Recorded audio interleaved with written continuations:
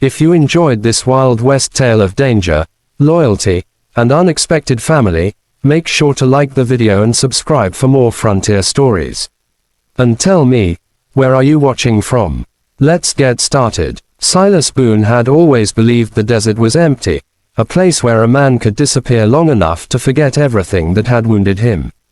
But on that first blistering afternoon, when he stepped into his newly bought shack, nothing felt settled. The silence pressed in too heavy, as if someone else was listening. He wandered toward the river for water, boots crunching through dry brush, when he caught movement in the corner of his eye. Two women, Apache sisters in their early 30s, stood waist-deep in the shimmering current. They froze the instant they noticed him, fear sparking in their eyes like the strike of flint against stone. Silas raised his hands slowly, trying to reassure them he meant no harm, but the taller sister shook her head sharply. Her voice was low and warning, thick with urgency. She told him danger was coming, riding hard across the desert, and that nowhere near this stretch of land could be considered safe anymore. He didn't understand at first, not until he recognized the kind of fear she carried. It wasn't from being startled by a stranger. It was the fear of people who'd been hunted for too long. Before he could ask more, she urged him to step back, insisting he leave immediately before their troubles swallowed him too. But Silas had run from enough shadows in his life. Something in their voices kept him rooted. The younger sister clutched her arm as if hiding a wound, and the protective way the older one shifted closer to shield her made Silas take a breath he hadn't expected to care about.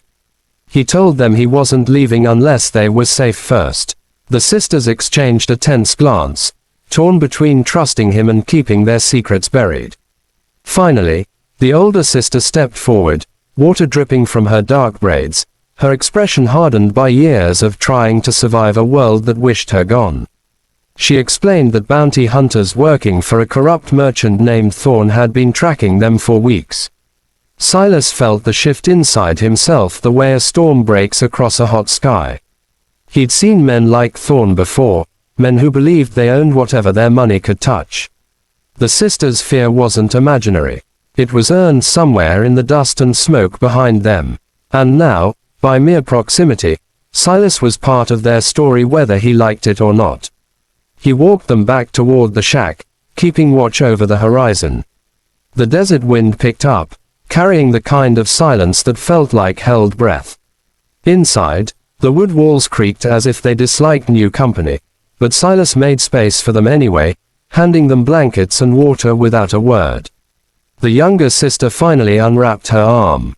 The wound was deep, scraped raw as though she had fought tooth and nail to escape someone's grip. Silas knelt beside her, his 35-year-old hands steady in a way they hadn't been in years, and gently cleaned the injury. She studied him with a mixture of gratitude and disbelief. The older sister stood guard near the door, eyes scanning the world outside as if danger might materialize out of thin air. She told Silas that Thorn had declared the sisters thieves for refusing to sign away the tribal land rights. The accusation was a lie, but the desert courts rarely sided with Apache women. Silas felt anger simmer beneath his ribs. He'd left his old life to outrun trouble, not inherit someone else's battles. But running now felt wrong, cowardly even. The sisters were alone in a land built to crush them, and he wasn't the kind of man who'd stand by and watch injustice take root. A low rumble carried across the earth before the wind could swallow it. Hoofbeats. Close. The sisters stiffened instantly, and Silas moved without hesitation, blowing out the lantern and motioning them toward the back wall. He grabbed his rifle, the one he hadn't touched since the day he swore he'd never fire another shot unless he had no choice. Through a crack in the boards, he saw three riders approaching, their silhouettes black against the dying sun. They carried rifles laid across their saddles and wore the kind of confidence that came from believing no one would dare stand against them. Thorn's men. The hunters had arrived sooner than expected. Silas stepped outside before they could reach the door, closing it behind him with quiet finality. The leader sneered when he saw him, amused rather than threatened. He asked if Silas had seen two Apache women pass through the area, pretending concern that didn't reach his cold eyes. Silas lied without blinking, claiming he'd just arrived and seen no one. One of the hunters dismounted and moved toward the shack, but Silas stepped directly into his path. The tension snapped like wire between them, and for a moment, the air tasted like violence about to happen. The leader finally ordered his men to fall back, but not before warning Silas that anyone hiding fugitives would be treated the same as them. The riders faded into the darkness, but Silas knew they weren't gone. They were circling, waiting for the right moment to strike. Back inside, the sisters looked at Silas with a mix of relief and guilt. They told him he didn't owe them anything, that he should leave the desert before Thorn's men returned in greater numbers. Silas shook his head. He was done running. If he abandoned them now, he'd be no better than the men chasing them. The sisters exchanged another long look, and something fragile shifted in the room. Trust, the kind that grows only in moments shared on the edge of survival. Silas felt it settle deep in his bones as he promised to get them out safely, no matter what came next. The night stretched long, filled with the distant echoes of riders searching the desert. Silas kept watch until the stars began to fade, formulating a plan that could buy them enough time to reach friendly tribal lands farther east. He'd guide them through the narrow canyon trails he'd studied during his wanderings. When dawn broke, the sisters followed him into the rising heat, moving quickly across the sand. Every sound felt amplified, every shadow suspicious. Yet Silas pushed them forward, determined to keep his word even if it cost him his life. By midday, they reached the canyon's entrance. The walls towered high above them, cool shadows stretching across the path like protective arms. For the first time since meeting them, Silas let himself breathe. They were close. Danger still lingered behind them, but hope flickered just ahead. Then the echo of gunfire shattered the moment. Thorn's men had found them, bullets striking the canyon walls with vicious sparks. Silas pulled the sisters behind a boulder, firing back with the precision he'd hoped never to need again. The canyon amplified the sound, turning the battle into thunder. The older sister grabbed Silas's arm, urging him to leave her behind so the younger could escape. Silas refused, his voice hard as iron. He told her they all survived or none of them would. Together, they pushed deeper into the canyon, dodging fire and scrambling across jagged stone. Finally, they reached a narrow passage Thorn's horses couldn't follow. The sisters hurried through first, and Silas covered their escape, firing until his rifle clicked empty. Only then did he scramble after them, breath ragged, heart pounding like a drum calling him home. When they emerged on the other side, the desert opened into a wide valley dotted with distant smoke from friendly camps. The sisters turned to Silas, gratitude shining through exhaustion. For the first time in a long while, he felt like he belonged someplace again. Silas Boone had arrived in the desert seeking isolation. Instead, he had found purpose. He had found people worth standing for. And as the sun dipped behind the rocks, painting the world in shades of gold and fire, he realized something he never expected. He wasn't alone anymore. The desert felt empty when Silas Boone first stepped onto the cracked earth he now called his land. 35 years had carved grit into his bones, yet nothing prepared him for the way silence settled here. He thought the shack, the river, and the wind were his only company. But the river carried more than water. While checking the boundary he'd paid too much for, he spotted two women bathing in the shallows. They froze, eyes wide with fear instead of embarrassment. Both looked around 30, Apache sisters with the look of people who expected danger to appear at any moment. Silas raised his hands, stepping back, assuring them he meant no harm. But before he could ask who they were or why they were hiding on his land, one of them whispered that he must leave now. Her voice trembled with urgency, warning him that riders were coming fast from the south. The wind shifted, carrying the unmistakable sound of distant hooves. Silas sensed the danger before fully understanding it.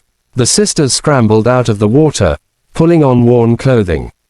Their fear wasn't random. Something hunted them. Silas couldn't walk away, not when trouble was this close, and not when they were this terrified. They darted behind the rocks, urging Silas to flee, but he planted his boots firmly in the dust. Running never sat right with him. His hand went to the revolver at his hip. Whatever was coming wasn't stopping. If they were enemies, they'd find someone standing between them and the sisters. A group of armed bounty hunters thundered into view, led by a man with a scar across his jaw.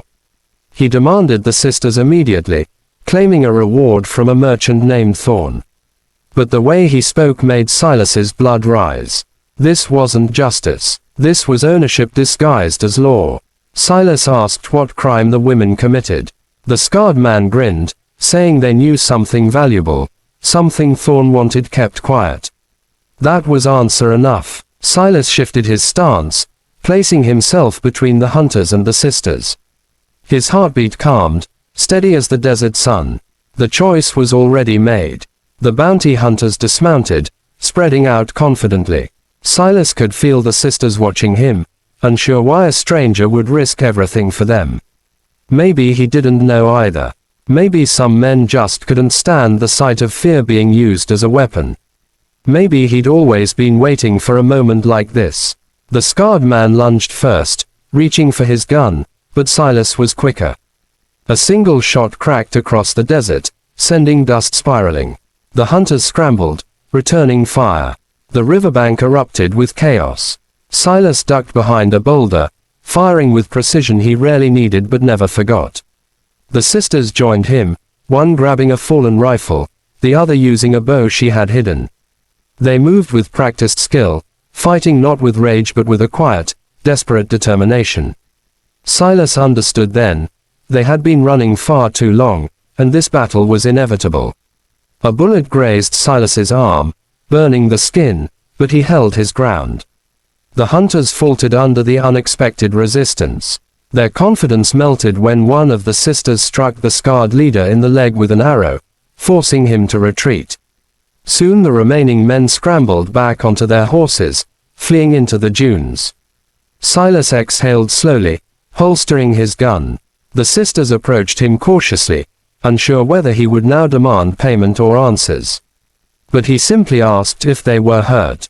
The older sister shook her head and introduced herself as Naya. The younger, taller one was Tala. Both spoke with wary gratitude. They explained their story in fragments. Thorn, the corrupt merchant, wanted them because they witnessed him kill an unarmed man during a trade dispute. When they tried to warn the victim's family, Thorn put a price on their heads. They had been running for weeks, hiding wherever the desert allowed. Silas listened without interrupting. He despised men like Thorn, men who thought power could bury the truth. The sisters expected him to send them away, but instead he offered them shelter. The shack might be crumbling, but the land wasn't Thorn's yet, and neither were their lives. Naya hesitated, confused why a stranger would fight for them. Silas shrugged, saying no decent man lets others be hunted like animals. Besides, he added quietly, he could use the company. A flicker of relief softened their features. They accepted, though fear still clung to them like shadows. Over the next days, they rebuilt the shack together. Tala collected wood while Naya boiled water and tended Silas's wound. He learned they were strong, resourceful, and more capable than anyone gave them credit for. The desert around them no longer felt empty. It felt alive, shared, meaningful. But peace never lasted long on the frontier. Scouts loyal to Thorn searched the region. Each night grew more tense as silhouettes moved along ridges and whispers of danger drifted on the wind. Thorn wanted the sisters badly, and men like him never stopped until they were forced to. Silas trained with them at dawn, teaching better aim while they taught him Apache tracking. He admired their resilience. They admired his quiet loyalty. Without speaking of it, they became a team, 3 souls bound not by blood, but by survival and a growing sense of belonging. When Thorn finally came himself, he arrived with twice as many men as before. The ground trembled with their approach. Silas prepared for a last stand, but the sisters refused to let him fight alone. They would face this together, even if it meant dying on land that wasn't theirs. The battle was vicious. Bullets shattered rocks, arrows sliced through dust, and the river splashed red where men fell. Silas fought through exhaustion, firing until his hands shook. The sisters moved with fearless determination. Their bond, forged through fear and grit, held stronger than any weapon. At last, Thorn himself confronted Silas, gun drawn. He sneered that the sisters belonged to him, that Silas was a fool for interfering. Silas replied that no one owned them. Before Thorn could fire, Nia struck him with an arrow to the shoulder while Tala disarmed him with a swift kick. Thorn fell, defeated and humiliated. His remaining men fled, wanting no part in a fight they could no longer win. The desert quieted again, the wind carrying away the echoes of gunfire. Silas collapsed to his knees, exhausted but alive. The sisters rushed to him, relief breaking through their stoic faces. They buried the dead and tended the wounded. For the first time in weeks, the sisters felt safe. They asked Silas what he planned to do now. He smiled faintly and said he figured he'd finally found a place worth staying. The shack wasn't much, but it was home now, because they were there. The sisters exchanged a look, understanding the depth behind his words. Nia placed a hand on his shoulder, telling him they would stay too.